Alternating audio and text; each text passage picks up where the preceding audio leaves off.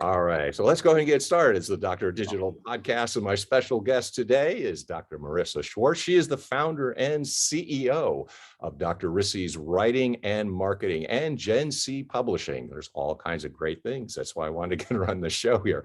So she is top 10 in social media and SEO for, and I would say New York and New Jersey, because I used to live in that area, but I wouldn't say that anymore. So I'm just going to say New York and New Jersey. So, and actually we share something in common. I hadn't mentioned this, but I was actually born in Jersey City. So yeah, we got another thing in common. See?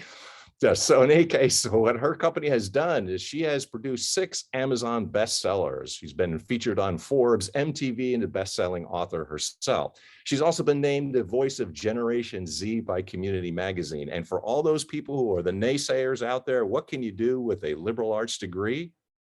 I always answer the same: anything you would like. She's got a doctorate from Drew University, and see, she's done very well for herself. So welcome to the Doctor of Digital podcast. This is the only podcast that is for business owners, CEOs, and leaders who would like to grow their business using social audio. So stick around. We might have some special things for you. So our guest today, Dr. Morissa Schwartz, thank you for being some time and setting some time aside. Thank you for being here. Welcome to the show, Morissa. Thank you so much. I'm glad to be here. That was a wonderful intro. I appreciate it. That's great. I'm sure your mom and your family is very proud of you. So, well, I hope we'll get started with what question is, like, could you tell us a little bit about your background? What's the story there? And how did you get started in doing this particular field, especially since I do have this personal interest because the liberal arts, and how do you make a career out of it, right? So some of us a liberal arts degree. Yes, we're very interested in that question. Yeah. Oh, that's, I actually started out in the biomedical sciences. So I was in the first graduating class of the Academy for Biomedical Sciences in Middlesex, New Jersey. And I found myself, though, by the time I was in like sophomore, junior year, I would rush through my regular work. I would rush through my lab work, rush through my science work so I could work on writing and editing. And at the time I had started freelance editing. My friends were getting jobs at the mall or internships at hospitals, and a lot of them didn't enjoy what they were doing, but I didn't feel like that when I was freelance editing or even working on my own creative projects and writing. That was when I realized, I think I really enjoy this writing stuff more than I enjoy the science stuff.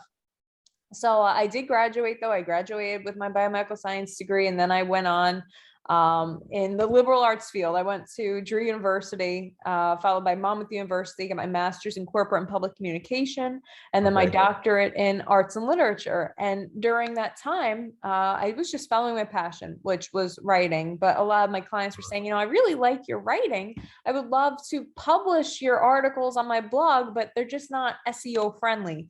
So luckily I was a student. I took some classes, learned about SEO, and was able to implement SEO strategies in my writing. And then, I was on social media because these are the times, and I had clients saying, hey, would you write for my social media? Which is what brought me into the other side of writing, writing for marketing, and also learning about marketing strategies. So I learned how to create social media posts while also having SEO and PR in mind. I started doing PR as well because, you write an article for Huffington Post, or at the time I was a writer for Entertainment Weekly.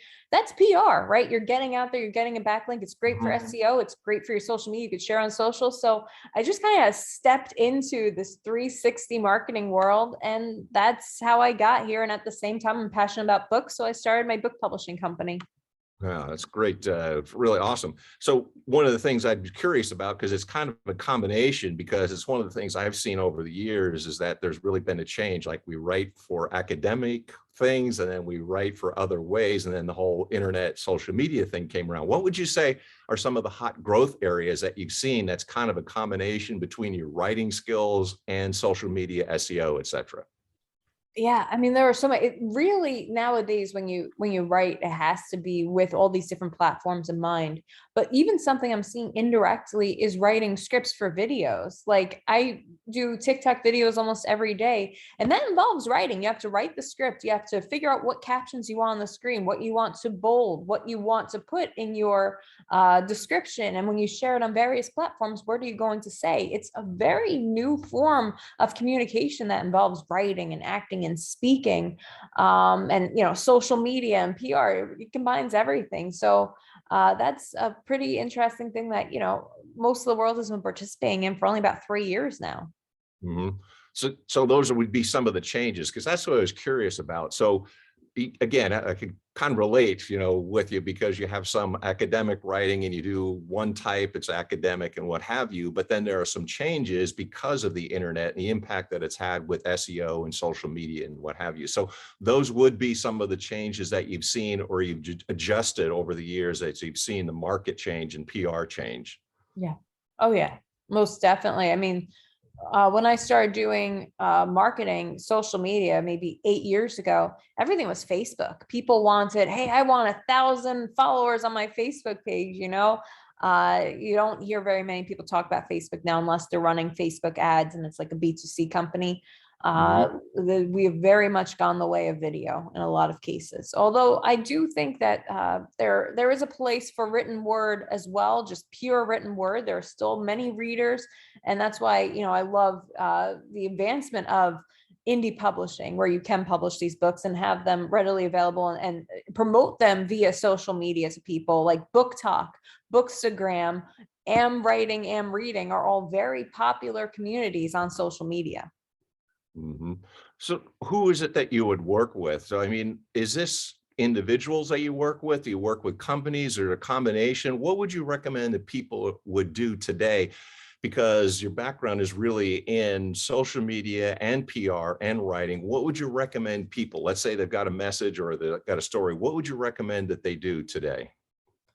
It depends on their goals. Let's say you are an author, you're looking to promote your book. I would definitely make sure that your book is good, edited, formatted, all nice, professional. And let's say you're going to self-publish it or publish it independently with a small publisher. You still want to really promote it, get it out there. So creating videos for Book Talk is great, right? You basically make a video, talk about your book, make it snappy and eye-catching, 20 seconds or 20 to 30 seconds.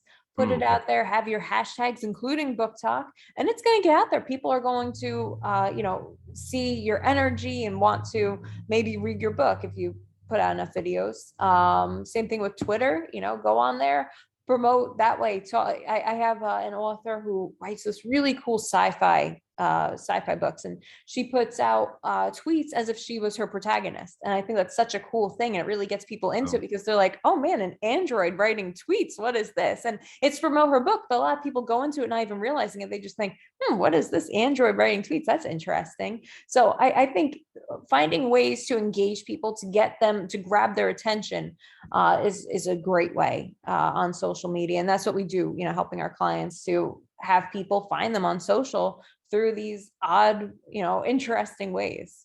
Do you work with companies too, or business owners? And because you do have part of that in your background too, the kind of the PR, or maybe they're not as familiar with things like social media and SEO. So you work with companies as well to get a message out, a corporate message too? Yeah, I work with a lot of startups and small businesses. I grew up in my parents' mom and pop carpet shop. So I grew up around small businesses and Main Street. So I always like to work with smaller companies as well, or startups. I would say about 90% of our clients, they're startups, right? They're companies that are looking to gain their first, say, 5 to 10,000 followers, and they want to engage those people and turn them into clients. So we definitely help them with that. We've also worked with larger companies before. We've written about 300 tweets for Microsoft's UI division or UX division. We've written 2 guidebooks for them. We've written several white papers for HP. And, we enjoy working with the larger companies like that as well. But, my stomping ground is always going to be the small businesses and startups. Okay. What would you recommend a person, either an individual, if they're an author, or a startup or a small company, what would you recommend that they do to try to get their message? Like, what are the channels and what kinds of things would you recommend that they do? Yeah, I think the first thing is, whatever you do, have a strategy that comprises not just social media, but PR and SEO. They all work together, even ads. So for example, when you do your SEO research, those keywords that you find can be used for your ads, and they will save you money in the long run. Because if you look and you see, this keyword doesn't have that much competition, but there are a lot of people searching for it, you can get it at a pretty cheap price, and you can do your SEO work so that you're really getting it out there. So I think looking at things from multiple angles and seeing how they can work together is really helpful.